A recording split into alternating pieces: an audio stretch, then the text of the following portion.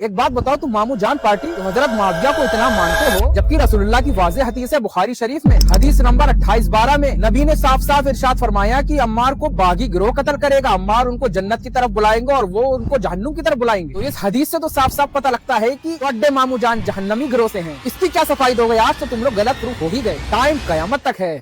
تم مرزا پلمبریوں کا کیا ہوگا مجھے تو سمجھ نہیں آتا۔ ایک طرف حضرت امیر معاویہ رضی اللہ تعالیٰ عنہ وہ صحابی بولتے ہو، ان کے نام کے آگے رضی اللہ تعالیٰ عنہ لگاتے ہو، اس کا مطلب ہوتا ہے کہ اللہ ان سے راضی۔ تو حضرت امیر معاویہ رضی اللہ تعالیٰ عنہ سے اللہ تو راضی ہے، لیکن تم جیسے پلمبر ہی راضی نہیں۔ اب آپ کا جو جاہلانہ اعتراض ہے بخاری کی حدیث نمبر 28-12 کے متعلق، اس میں جو نبی کریم صلی اللہ تعالیٰ علیہ وسلم نے جس کو باغی گروہ بتایا ہے، اس سے آپ مراد حضرت امیر معاویہ رضی اللہ تعالیٰ عنہ کے گروہ کو لے رہے ہیں، جبکہ اگر آپ نے اور دیگر حدیثیں پڑھی ہوتی اپنے جاہل مولویوں کے علاوہ تو آپ لوگ ایسا اعتراض کرتے ہی نہیں۔ آپ لوگوں کے سینوں میں بغض معاویہ صاف صاف نظر آتا ہے۔ مستدرک للحاکم کی حدیث نمبر 2653 میں یہی حدیث کا ذکر ہوا ہے، لیکن اس میں اور تفصیل موجود ہے، سیم سند کے ساتھ، وہی سند جو بخاری میں موجود ہے۔ اس حدیث میں موجود ہے کہ حضرت اکرمہ رضی اللہ تعالیٰ عنہ یہ فرماتے ہیں کہ حضرت عبداللہ بن عباس رضی اللہ تعالیٰ عنہ نے مجھے اور اپنے بیٹے علی کو حضرت سعید خدری رضی اللہ تعالیٰ عنہ کے پاس خارجیوں کے متعلق حدیث لینے کے لیے بھیجا۔ اس کے بعد یہ حدیث ذکر کری حضرت سعید خدری رضی اللہ تعالیٰ عنہ نے، تو اس سے ہمیں پتہ کیا چلا کہ یہ حدیث تو خارجیوں کے متعلق تھی، لیکن آپ جیسے جاہل لوگ کچھ حدیثیں لیتے ہیں اپنی مطلب کی اور باقی حدیثوں کا انکار کر دیتے ہیں۔ یہ باغی گروہ سے مراد خوارج ہیں، وہی باغی گروہ جن لوگوں نے حضرت عثمان غنی رضی اللہ تعالیٰ عنہ کا قتل کیا، ان کو شہید کیا۔ اب آپ کا یہ کہنا کہ حضرت عمار بن یاسر رضی اللہ تعالیٰ عنہ تو حضرت امیر معاویہ کے گروہ کے خلاف لڑ رہے تھے، تو شہید بھی انہوں نے کیا ہوگا، حالانکہ آپ لوگ علم سے ایک دم یتیم ہوتے ہیں۔ صحیح مسلم کی ہی حدیث نمبر 1094 میں نبی کریم صلی اللہ تعالیٰ علیہ وسلم یہ ارشاد فرماتے ہیں، اس کا مفہوم یہ ہے کہ میری امت میں دو گروہ ہوں گے، ان دونوں میں سے ایک گروہ نکلے گا اور وہ دین سے اس طرح نکل جائے گا جیسے تیر کمان سے نکلتا ہے، اور اس گروہ کو قتل وہی کرے گا جو دونوں گروہ میں سے زیادہ حق پر ہوگا۔ تو ہمیں یہاں سے پتہ کیا چلا، حضرت علی رضی اللہ تعالیٰ عنہ کے گروہ میں اور حضرت امیر معاویہ رضی اللہ تعالیٰ عنہ کے گروہ میں خوارج ایک تعداد میں موجود تھے۔